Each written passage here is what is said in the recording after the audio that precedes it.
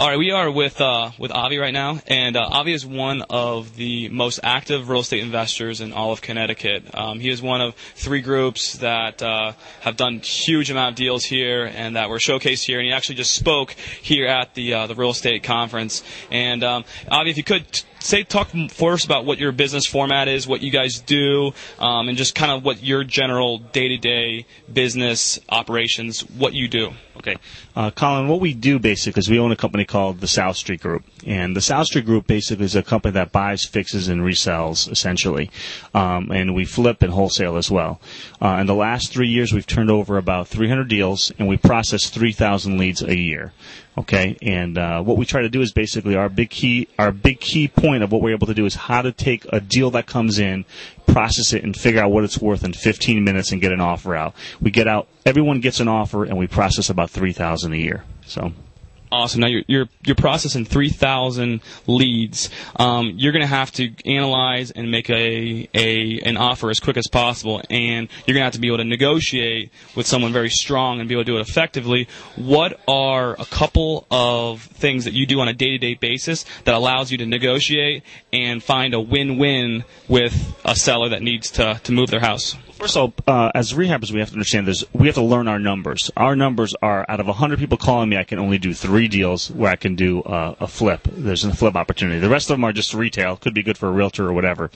So basically, when we get them to call in, we really want to capture as much information as possible. And our model basically is this, is number one, we set them at ease. So one of the easy things we like to do is ask them, hey, John, why are you possibly considering selling? A lot of them, when they get a letter, they're like, well, you tell me. So we like to say, hey, John, why are you possibly considering selling? Right away that disarms them.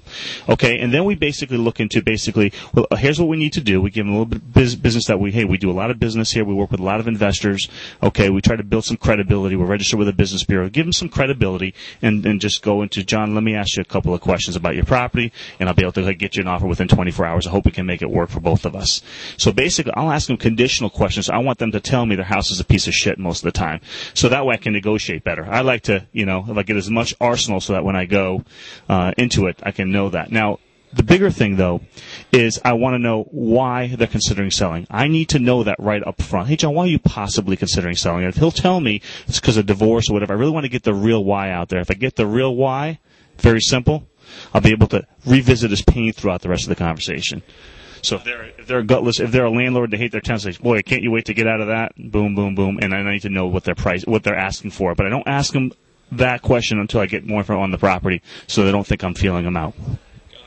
Excellent. And as far as for actual negotiation, do you just throw out a number, and if that low number just that insults them, or how do you make it so that you're buying houses at the right price, but you're not upsetting them, you're not making them hang up the phone on you? Well, first of all, we always like to say is, we talk about this, Colin, is if you're not offending people, you're you're not in the right business, okay? And I don't mean that badly, but the point is there are a certain kind of people they know what their property's worth, and they're going to be offended by your offer, and that's okay. All right, we make our money. I always let them know we make our money. We're investors. Obviously, we have to take it over, resell it, and that sort of thing. The way that we basically try to get their price and see if we can make the deal work, number one, is I always like to say is I try not to give them a number. Normally, he or she who gives the first number loses. And the exception to that rule is as long as it's not a low ball. So what we try to do is this, is on the phone while we're running the deal, I run my comps using a database software. Basically, so I get my numbers. I have the 15 comps right next to their house. And what I'll do is I'll ask them for the number, and I'll always proceed that with, John, how did you come up with that number, for example? So then I'll get them, if it's an appraisal, I know that it's got to be 38,000 below that. Okay, now then, if they're not willing to give me a number, which is 25% of the time, I say, listen, John, you know the area way better than I do. I'm not going to pretend to know your area as well as you do, John.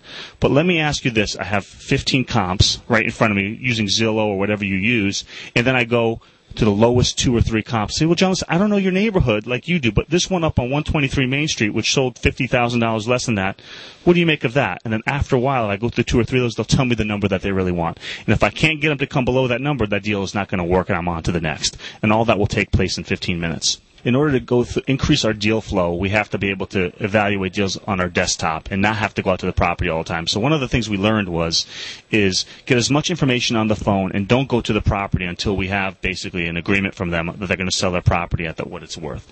So, Colin, for us, that's the number one thing. That way I can evaluate 100 deals a week instead of 5, because if I have to drive out to the property, I'm going to lose 2 hours and may not have a deal. So that's number one. We evaluate them on our desktop and send an offer subject to them not lying to us. So we say, John, this offer is going to stick. If you're telling me there's nothing wrong with your property, here's what you're going to have. Okay? The second tactic we like to use is in order to increase our cash flow and not have to, build no money down, so we like to structure our contracts where we have 121 days to execute on the house. Okay? And during that time, we can repair it and show it to other people. So, all right, 95% of our business is done that way. Well, the total sales volume would be, in that case, about $45 million in sales dollars. Okay, and the profitability on that would be about $2 million. So that's what we're hoping to do. Awesome. So a $2 million company is in the is the goal for next year. Exactly, and it's all doable, and anyone can do it. You just got to stay plugged in and take massive action, and that's what we're all about.